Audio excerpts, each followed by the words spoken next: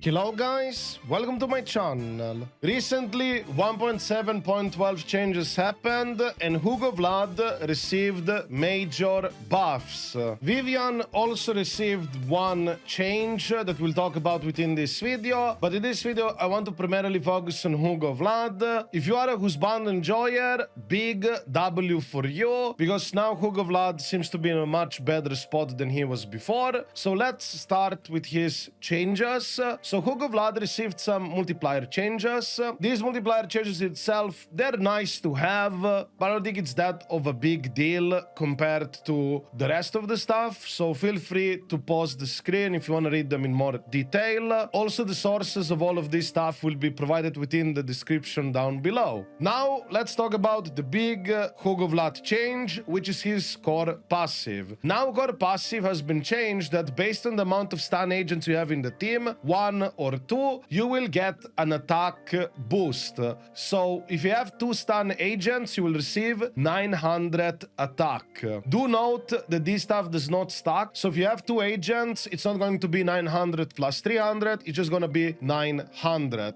This is a very good change because now you can easily play double stunner with Hugo Vlad and still get the nice attack boost without being forced to run like an Astra Yao or a support slot for that, which is very nice. This also opens more flexibility to Hugo Vlad because it does free your Astra Yao for other teams, so your Astra Yao Nicole package can be used somewhere else, which is also very good. But there are also further changes to this core passive. Now the core passive also provides 12% critical rate. I believe the 25% critical damage already used to be there before, rather than 20% attack. So it's also making him easier to build. So you'll have a nice 12% critical rate, 25% critical damage, plus 900 attack.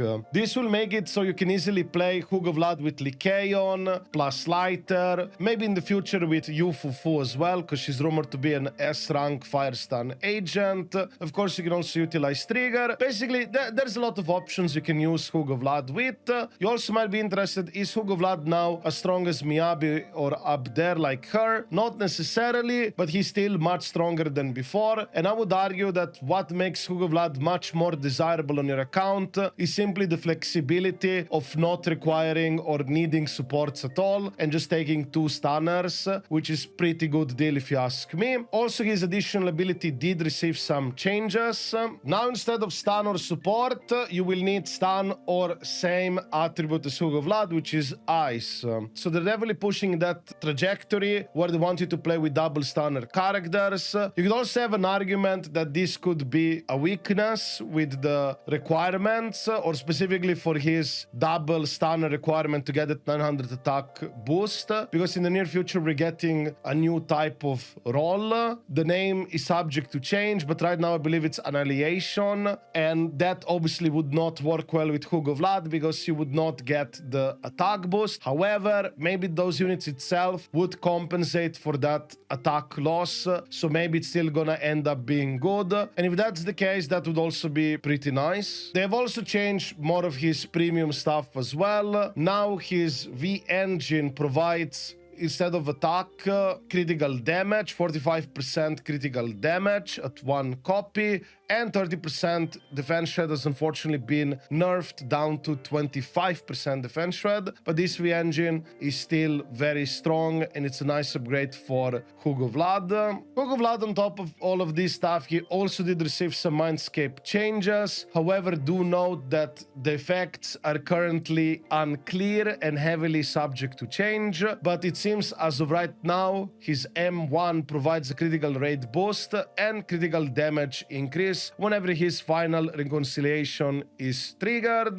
If you're not sure what final reconciliation is, here is his entire core passive. Feel free to pause the screen and read it in more detail. But basically, this M1, I don't think it's that enticing, but his M2, I believe it's still the same, which is very strong, where you don't consume the stuns, you keep the stuns on enemies, even after you do the big thing with Hugo Vlad. His M6 also received some changes, but as any M6, it's surely gonna be very strong, but still heavily subject to change. Overall, with Hugo Vlad, I think he's in a good spot, definitely stronger than before. The attack boost is very nice, but I could very easily see in the future that you might not be necessarily hard-locked or shoehorned having to play 2 stun agents. Maybe it's gonna be 1 stun agent for that 300 attack and then one of those new role agents, because there is a high chance that those new characters might compensate for that 600 attack loss, depending on how strong or how well they would synergize with Hugo. Hugo will easily have his additional anyway because it's with a stun character or same attribute.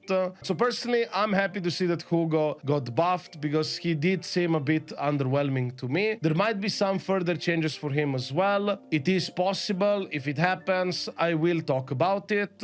And now, I guess we can also quickly talk about Vivian, but before that, I would like to let you know that a lot of you guys who watch me are not subscribed. If you like to support this small channel, feel free to subscribe, it's completely free of charge, smile. So now, let's talk about the Vivian change. So, what changed with Vivian? It's just her M2. Yeah, not that much. Her original M2, I believe, it used to increase 25% more anomaly damage when enemies had the DOT on them, the prophecy, I believe that's how it's called in English.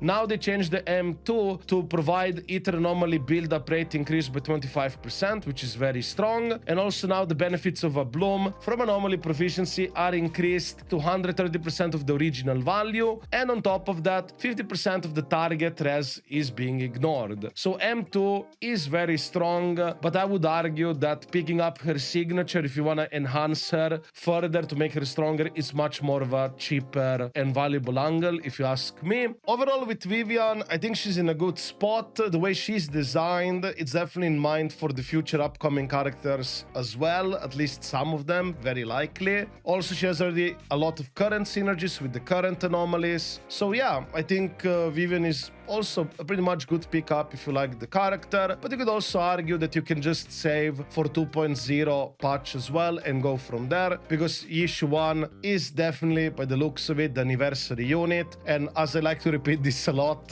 anniversary units generally in Hoiverse games end up being very strong, very dominant throughout the year, so that's something you could easily save your gems for and pick up that as well. So yeah, I guess this is it for this video. If you have any questions or like to add anything yourself, feel free to write it within the comments down below. And of course, if you like this video, feel free to give it a like, smile, and yeah, that's about it. I wish you a wonderful day and see you in the next video. Ciao.